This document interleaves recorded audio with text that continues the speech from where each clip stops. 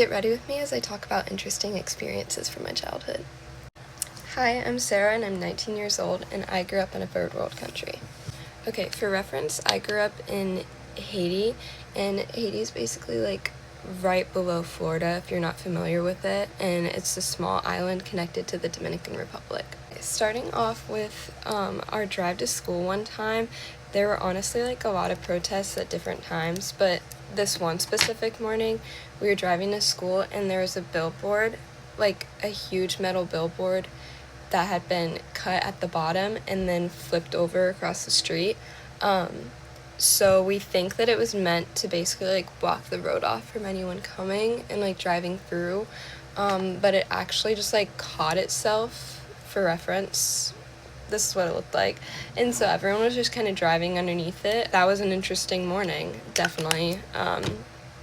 It it later on ended up being like chopped up and on like the side of the road, but I've never driven underneath something like that before, so I thought that was interesting. Though when I was there, we didn't experience a lot of earthquakes. The one time I remember feeling an earthquake, I was actually in a pool, so that was a weird experience because literally everything was shaking and like the water was vibrating. Yeah, I don't think I'll ever experience that one again.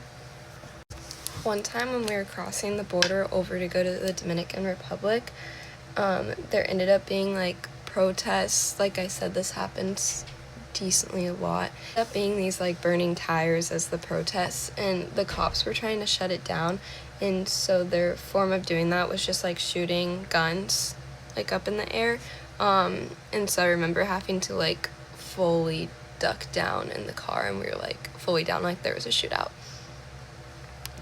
We also went to the beach a lot growing up. We probably went at least like once a month because it was about an hour drive. But on the way to the beach, there weren't really any like railings along the road for the most part. This one specific spot where there was like a big rock. It's definitely fixed now. It's not as bad to drive around now.